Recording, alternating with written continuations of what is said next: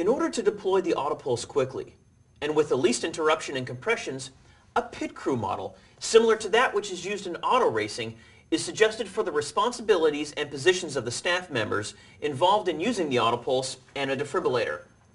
Since the introduction of the AutoPulse, it has become clear that those organizations that have been most successful in using it have a very detailed deployment plans to which they consistently train, follow, and monitor.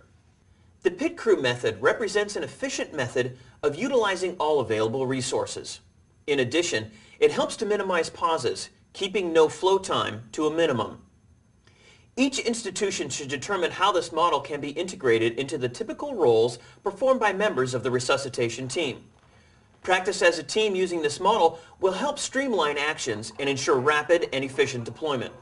The following is a hospital-specific pit crew type of deployment based on the protocol demonstrated earlier in the basic deployment section.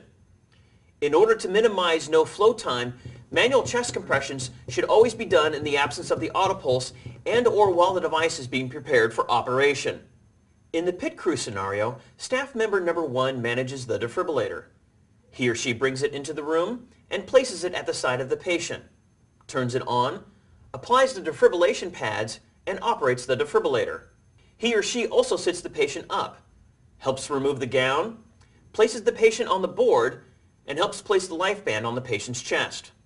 Staff member number 2 manages the AutoPulse.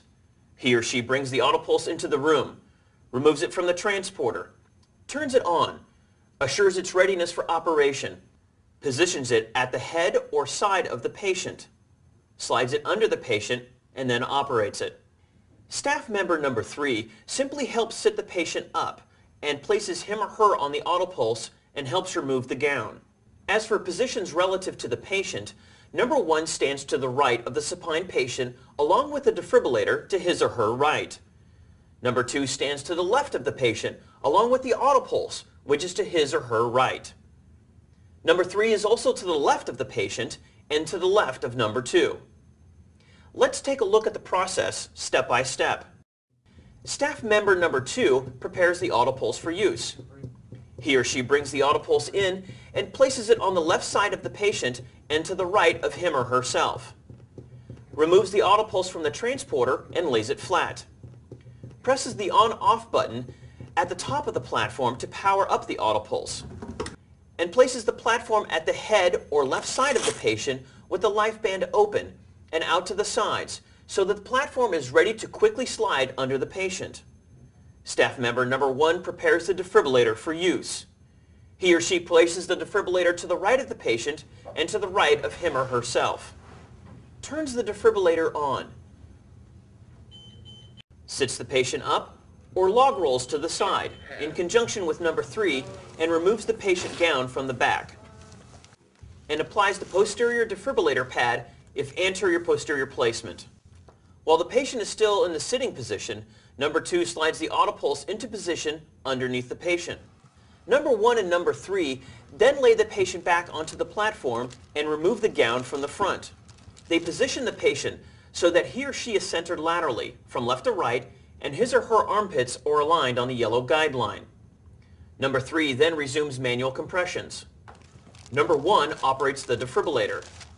He or she places the anterior defibrillator pad on the patient's chest, or both apex and sternum pads if anterior-anterior placement. Orients the defibrillator cable to the foot of the bed so that it will not interfere with the application of the life band. The life band is then closed around the patient's chest. Staff member number 1 places band number 1 on top of the patient's chest. Staff member number 2 guides the mating slot of band number 2 over the yellow tab of band number 1. Staff member number 2 presses both sides of the bands together to engage and secure the Velcro fastener. Staff member number 2 lifts the secured life band assembly all the way up, ensuring that the bands are at a 90-degree angle to the platform, that they are not twisted, and that there are no obstructions. And staff member number 2 then places the life band on the patient's chest, ensuring that the yellow alignment tab is placed over the position on the sternum where clinicians' hands would be placed for manual CPR. If the hospital's protocol is to shock first, then a quick rhythm check is performed and a shock is delivered if indicated. If the protocol is CPR first, number 2 presses the green continue button. The AutoPulse sizes the patient's chest and determines the force necessary to compress the chest the prescribed amount. All staff members are careful not to touch the life band while the AutoPulse is analyzing. Upon the visual cue on the screen, number 2 verifies the patient is properly aligned. To begin compressions immediately, staff member number 2 then presses the green start button again. Now let's look at this process in its entirety.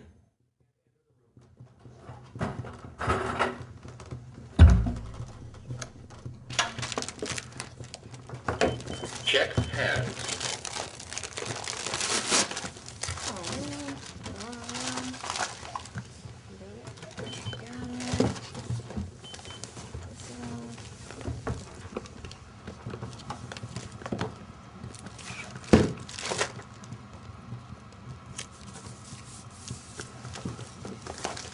Okay, all set. Good to go. Good job.